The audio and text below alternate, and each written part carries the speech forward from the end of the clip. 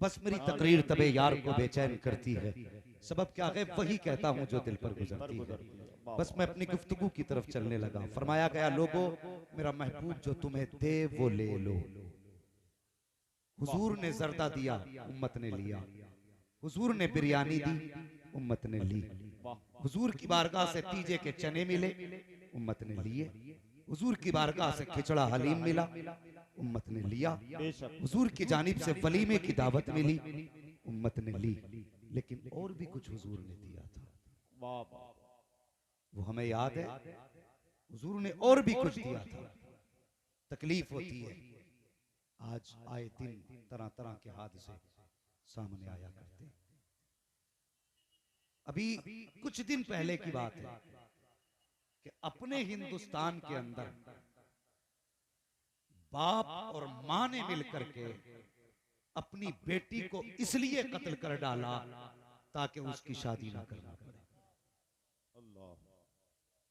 सुने जो बात कहने लगा, 12वीं शरीफ का महीना जब आएगा, खुतबा को आप सुनेंगे, हर खतीब हुजूर की विलादत से पहले का तज़किरा करेगा और उसमें जो सरे फहरिस्त मौजू रहता है वो बेटियों का कत्ल रहता है।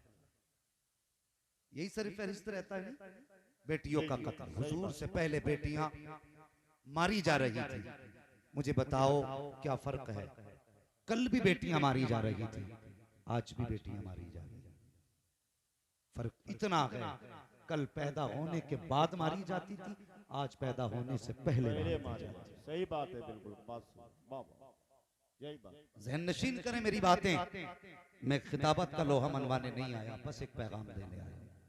और इंशाअल्लाह इस आज के दिन के बाद इस पैगाम को मरते दम तक याद रखोगे।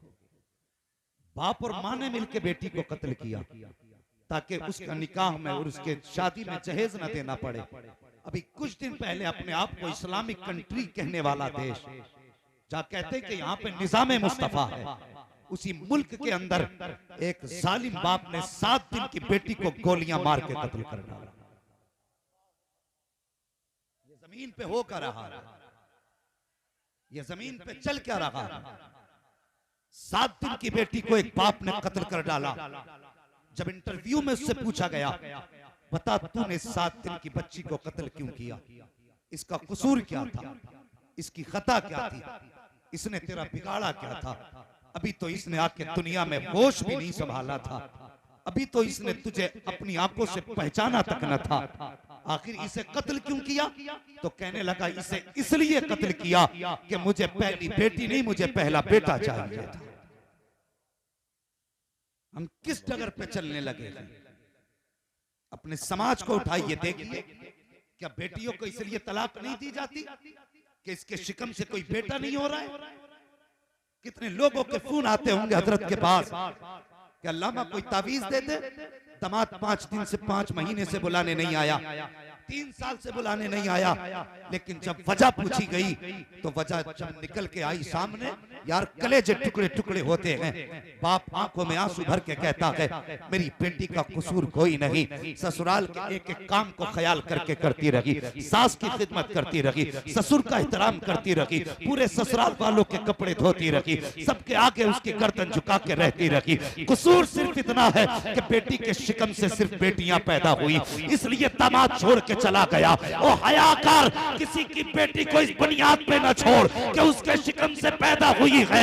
ओ खुदा के वास्ते, अगर बेटियां पैदा हो तो दिल थोड़ा ना कर, खुदा का शुक्र अदा कर, इसलिए कि बेटे दुआओं से पैदा होते हैं, लेकिन बेटियां नसीबों से पैदा हुआ। सुभान अल्लाह, नारे तकबीर, नारे रिसालत, मसलके आला हजरत, सुभान अल्लाह, सुभान अल्लाह, वाह वाह, बहुत अच्छा। रह गई बात बेशक किसी की बेटी को तलाक दे के घर से निकालने की, तो मुझे बता, तलाक बहुत बड़ा दाग है बेटी के दामन पे। समझ रहे हैं ना मेरी बात? समझ में आ रही है आपके? तलाक बहुत बड़ा दाग है बेटी के दामन पे। हाँ साहिब, अगर बेटी को देखने वाले लोग देख के चले जाएं और इतना कह दें कि लड़की पसंद नहीं, तो उस लड़की के रिश्ते में कितनी रुकावटें आती हैं, कोई ये बेटी के बाप से जाके पूछे। तलाक देना किसी की बेटी को कोई खेल नहीं है। घर से निकाल देना कोई खेल नहीं है। ये दर्द उस दिन पता चलेगा जिस दिन कोई तेरी बेटी को अपने घर से धक्का देकर निकालेगा कि बेटियों की बेइज्जती और जिल्लत का दर्द क्या होता है। अल्लाह अकबर। बेटियां बेटियां होती हैं, बेटी बेटी होती है। किसी की बेटी को उसकी ऐसी खता कि जो इंसान से आमतौर पे होती रहती है, उस वजह से भी घर से ना निकालो। बेटी का दर्द क्या तुम सोच भी नहीं सकते। पता कायनात में कोई हुजूर जैसा बाप हो तो लाके दिखा, सैयदा फातिमा जैसी बेटी हो तो लाके दिखा, और मौला अली जैसा कोई दामाद हो तो लाके दिखा। है कोई इन लोगों की मिसाल? आला हज़रत कहते हैं क्या बात रजा उस चमनिस्तान करम की, ज़हरा है कली जिसमें हुसैन और हसन फूल। ये घराना है। लेकिन सुन, एक दिन हजरत अली मौलाए कायनात मौला अली रज़ी अल्लाह ताला आपने हजरत फातिमा ज़हरा की मौजूदगी में एक दूसरी लड़की से निकाह का इरादा फरमाया। सुन रहे ना मेरी बात?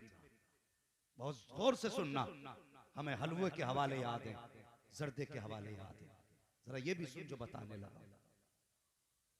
हजरत अली से निकाह, हजरत अली ने हजरत फातिमा की मौजूदगी में दूसरी निकाह का इरादा फरमाया।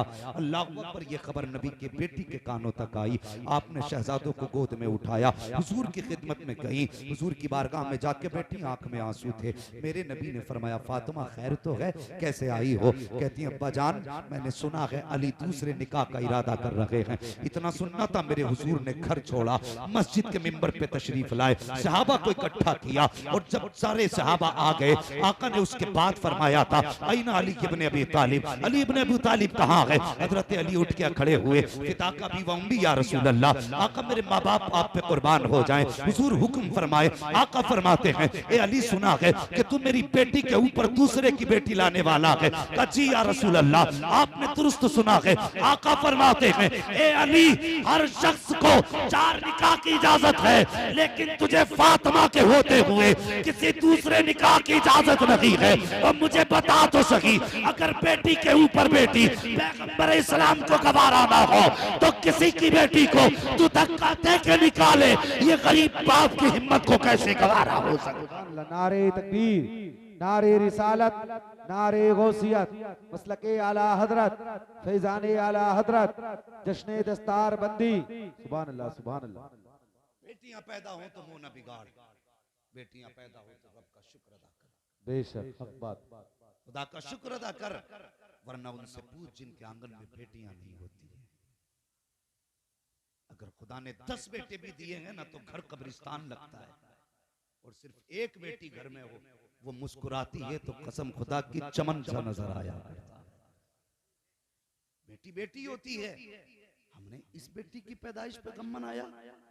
जो पैदा होती है तो रब कहता जा मैं तुझे भी रोजी दूंगा, तेरे सदके में तेरे माँ बाप को भी रोजी दूंगा। उसके लिए हमने गम मनाया। ओ यार ये पैदा हुई थी तो घर में खुशियों के चिराग जलते, ये पैदा हुई थी तो तुम्हें घी के चिराग जलाने थे, लेकिन मुंह लटका दिया हमने। हमें बेटी नहीं चाहिए।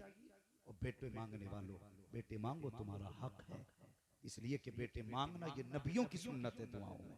मैं इनकार नहीं करता, लेकिन बेटे मांगो, साथ में रातों को उठ उठ के खुदा से बेटियां भी मांग लिया करो। बेटियां भी मांगो खुदा से, इसलिए कि अगर कभी तुम देखना चाहो तो देखना, जब बेटे माँ बाप को ना अलग कर देते हैं, वो खुद अलग बैठ जाते हैं, पेट भर के खाते हैं, एक वक्त बाप से नहीं पूछते तूने खाया कि नहीं खाया। और उसी आलम में बाप बीमार हो जाए और बेटे इलाज ना कराएं, ये खबर बेटी को परदेश पहुंच जाए, मेरे अब्बा बीमार हैं, कोई रोटी खिलाने वाला नहीं, घर में 4 बहुएं हैं, कोई पानी पिलाने वाला नहीं। खुदा की कसम उसका घर उसकी अपनी दुनिया है, उसके भी अपने बच्चे हैं, लेकिन खबर होती है ना कि मेरे बाप को कोई रोटी खिलाने वाला नहीं, वो यार दुनिया छोड़ के बाप की खिदमत में आ जाती है और बाप के कंधे पे हाथ रख के कहती अब्बा दिल थोड़ा ना कर, बेटों ने छोड़ दिया है लेकिन अभी सीने से लगाने बेटियां मौजूद। सुभान अल्लाह, सुभान अल्लाह, सुभान अल्लाह। ये बेटियां होती हैं। जिंदाबाद, और जिंदाबाद। सुनो, कभी कभी बेटे वो नहीं करते जो बेटियां कर जाती हैं। बहुत घमंड होता है ना बेटों पे। अल्लाह ने 4 बेटे दिए, इसके 8 बेटे, इसके 10 बेटे। दावे के साथ कहता हूं बेटी एक हो, बेटा भी एक हो, और कभी ईद आए तब आजमाना। हाय हाय बाप मजदूर हो तो बाप अगर बेटी से कहता ना बेटी ईद आ गई नए कपड़े बना ले, तो बेटी बाप का चेहरा देख के उसकी गुर्बत की थकावट के आसार उसके माथे पे देख के कहती है अब्बा अभी कुछ दिन पहले कपड़े बनाए थे, उन्हीं को परेश करके पहन लूंगी, मेरी ईद हो जाएगी। सुभान अल्लाह। ये बेटियां होती हैं। और अगर बेटा कहे ना अब्बा मुझे ऐसे ही जूते चाहिए जैसे प्रधान के बेटे ने पहन रखे थे, ऐसे बेटे चाहिए जैसे प्रधान के बेटे ने पहने थे, ऐसे जूते चाहिए जैसे फला अमीर के बेटे ने जूते पहने हैं, और बाप न लेके आए ना, यही बेटा जूते लेके बाप के सर पे खड़ा हो जाता है। और इनके लिए हमने बेटियों को लावारिस बना दिया, जो जिंदगी भर बाप को गालियां भी देते हैं, ताने भी दिया करते हैं, धक्के भी दिया करते हैं। और खुदा के वास्ते बेटियों से प्यार किया करो, बेटियों से मोहब्बत किया करो। कभी कभी बेटी वो कर जाया करती हैं जो बेटे नहीं किया करते हैं। अल्लाह अकबर। देख कभी एक बात और बता दो कि जितना दर्द बाप का बेटी को होता है ना, उतना दर्द बेटे को नहीं हुआ करता। बेशक हक बात। बेटे को उतना दर्द नहीं होता। इसकी बस एक मिसाल समझे, कभी तुमने जनाजे देखे घरों में? जनाजे देखे कि नहीं? अगर देखें तो तुर्को जबान हिला दो और बताओ, देखे नहीं जनाजे? जब बोलोगे तब आगे बात जाएगी। जनाजे देखे? और जोर से जनाजे देखे? तो जनाजों पे बैठे हुए लोग भी देखे? सुने, अगर बाप इंतकाल कर जाए, बेटे को खबर हो अब्बा इंतकाल कर गया, थोड़ी देर बाप के जनाजे पर होता है, बाहर निकलेगा, मसाला खाएगा, पान खाएगा, पुड़िया खाएगा, टहलने निकल जाता है, इधर उधर लग जाता है। लेकिन जरा सच बताना, किसी बेटी को बाप के जनाजे से उठते हुए देखा है? नहीं। कोई बेटी ऐसी है जो थोड़ी देर बाप के जनाजे पे बैठ के उठ के चली गई हो? नहीं। अगर जनाजा 12 घंटे भी रखा रहे तो बेटियां बाप के जनाजे के सामने बैठी रहती हैं। उठ के क्यों नहीं जाती? क्या उनको थकावट नहीं है, या उनको भूख प्यास नहीं है? और खुदा के वास्ते मेरी बात दिल पर लिख कर लेकर के जाना, बेटियों को थकन भी है, दर्द भी है, तकलीफ भी है, उठ के सिर्फ इसलिए नहीं जाती है कि मेरा बाप थोड़ी देर का मेहमान है, अगर आज चला जाएगा तो ये दोबारा नजर नहीं आएगा, जब ये कब्रिस्तान की तरफ जाएगा तो हम होंगे लेकिन बाप का चेहरा नहीं होगा। ये सोच करके बेटियां शाम तक जनाजे के साथ बैठी रहती हैं। और बैठना तो छोड़ो साहिब, मैंने तो यहाँ तक देखा है जब बाप के जनाजे उठा करते हैं तो बेटियां दौड़ करके दरवाजे तक जाती हैं, लोग खींच के अंदर लाते हैं, लेकिन एक जवाब उनके जबान पे होता है, लोगों हमें छोड़ दो, हमें भी बाप के साथ जाने दो। जब बाप नहीं है तो दुनिया में रह के क्या करेंगे? जब बाप चला गया है अब दुनिया की जरूरत नहीं है। ओ खुदा की कसम, बेटे जायदाद के वारिस होते हैं, बेटियां बाप के प्यार की वारिस हुआ करती है। बेटों को जायदाद से प्यार होता है, लेकिन बेटियों को बाप के प्यार से प्यार। सुभान अल्लाह, सुभान अल्लाह। नारे तकबीर, नारे रिसालत, नारे गौसियत, मसलके आला हजरत, फैजाने आला हजरत, फैजाने ताजो शरिया, जश्न दस्तार बंदी, मुफ्ती अहमद रजा साहिब किबला। सुभान अल्लाह।